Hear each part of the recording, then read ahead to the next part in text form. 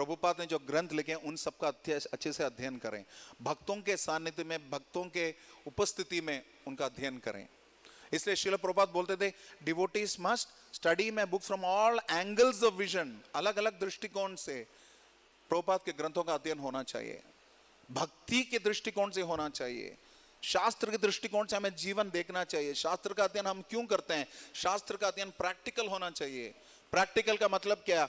बाहर जाके कुछ देखते हैं तो उसको देख के भौतिक कलमश से युक्त अपनी चेतना को, या भौतिक कलमश से ढकी हुई अपनी चेतना को हम उसके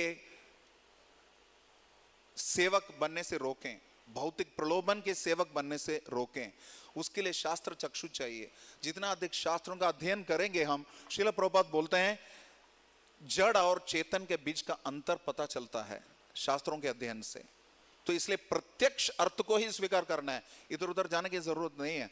अगर जाना भी है तो प्रभुपाद के ग्रंथों में इधर उधर जाएं, first page, second page, third page, इधर उधर जाने की आवश्यकता नहीं है। लेकिन श्रील प्रभुपाद ने कई ग्रंथ ऐसे बताए हैं पूर्ववर्ती आचार्यों के, जिनका अध्ययन भी कर सकते हैं। श्रील प्रभुपाद ने बताया चैतन्य शिक्षामृत और दशमूल तत्व और श्री कृष्ण संहिता, इन ग्रंथों के ऊपर भी जैव धर्म, इनके ऊपर श्रील प्रभुपाद ने बताया था कि आगे से मेरे इनके ऊपर टीका लिखनी चाहिए। यहां तक कि प्रभुपाद ने बताया था, उनसे पूछा गया कि अब आप कौन से ग्रंथ के ऊपर टीका लिखोगे? उन्होंने क्या बताया?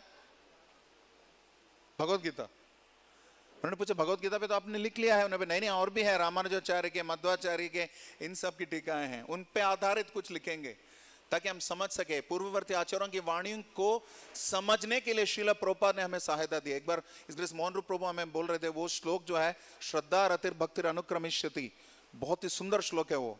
उस श्लोक के ऊपर रूप गोस्वामी ने जो कई पृष्ठों में जो टीका दी है, श्रील प्रभुपाद ने उसको कुछ पैराग्राफ्स में समराइज कर दिया नेक्टर ऑफ डिवोशन में। उनको पता है कि हमारे पास, हम तो 3 मिनट वाले वीडियो वाले हैं आजकल व्हाट्सएप के, अभी वो भी खत्म हो गया। 15 सेकंड वाले टिकटॉक आ गया, उसको भी बैन कर दिया। अभी हो सकता है 15 सेकंड बहुत ज्यादा लग रहा होगा। तो इस परिस्थिति में लोगों के अटेंशन स्पैन जब लिमिटेड होता है, 1 घंटा क्लास में बैठना मतलब तपस्या, प्रभु, बिग अचीवमेंट। क्योंकि साइंस के हिसाब से अभी अटेंशन स्पैन घट घट के बन गया 25 मिनट। हमारे दक्षिण में कहावत है, गधा रगड़ के चींटी बन गया, ऐसा हो गया। It is come from Prabhupada के लेक्चर। देखिए, कोई भी 25, 30, 35 मिनट से ज्यादा नहीं होता। प्रभुपाद सच्चे विजनरी, उनको पता है। महाप्रभु तो उससे भी विजनरी हैं। वो तो शास्त्रार्थ सिर्फ करते थे सार्वभौम भट्टाचार्य, प्रकाशानंद सरस्वती से, बाकी सबको बस कीर्तन कराते थे, कीर्तनिया सदा हरि। महाप्रभु नोज एवरीथिंग। इसलिए युग धर्मयुतम पुनर्नंद सुतम, युग धर्म का इसलिए वो स्थापना कर पाए। प्रवर्तक इसलिए है, युग धर्म प्रवर्तक है। तो इस श्लोक में, आज के श्लोक में हमने ये सीखा कि यद्यपि वेदों में कुछ ऐसे श्लोक हैं जिनका समन्वय हो नहीं सकता, विरोधाभासात्मक लग सकता है, क्योंकि हड्डी और मल जो है वैसे स्वीकार्य नहीं है किसी भी शुभ कार्य में। उसके स्पर्श मात्र से व्यक्ति को स्नान करना पड़ता है।